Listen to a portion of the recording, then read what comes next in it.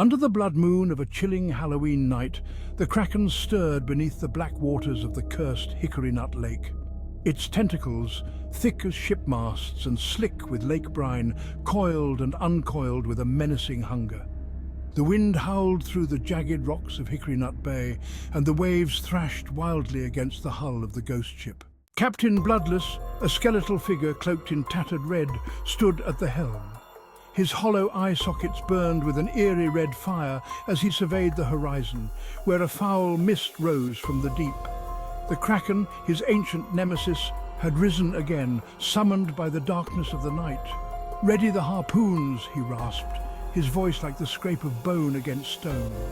The spectral crew, long dead but bound to the captain by cursed blood, moved swiftly, preparing for the battle they had fought for centuries. Just as the first harpoon was loaded, a massive dripping tentacle emerged from the inky depths, slamming onto the deck with a deafening crash. The ship groaned under its weight as the crew scattered. But Captain Bloodless was unmoved. His skeletal hands gripped the hilt of his cursed cutlass, an ancient weapon forged in the pits of the underworld itself. From the crow's nest, the lookout gave a shout. "It comes for us, Captain! The Kraken has awoken!" But Bloodless was not alone in his hunt. Across the bay, another ship cut through the fog, a ghastly sight with sails made from the skins of lost sailors, lit with a dim, unholy glow. This was, helmed by a rival as feared as Bloodless himself, Captain Ravenna, known as the Raven. She too sought to slay the Kraken and claim its cursed heart for herself. As drew closer, Ravenna's voice, cold and cruel, echoed across the water. "Bloodless, tonight we end this!" With a flick of her wrist, she commanded her crew, ghastly figures with hollow eyes and sunken faces, to fire their spectral cannons. Blazing green fire erupted from her ship, aimed at the massive creature now fully emerging from the depths. The Kraken, a horrifying beast with countless tentacles, glowing eyes the size of moons, and a maw filled with razor-sharp teeth, let out a monstrous roar. It lashed out with its limbs, smashing into while simultaneously dragging deeper into the abyss. The ships rocked violently, caught between the Kraken's rage and their own deadly rivalry. Bloodless bellowed orders as his crew hurled harpoons at the beast. Ravenna, with her ice-cold gaze, summoned spectral winds to steer her ship around the monster, her cannons blazing. Tentacles wrapped around, pulling it closer to the Kraken's gaping maw.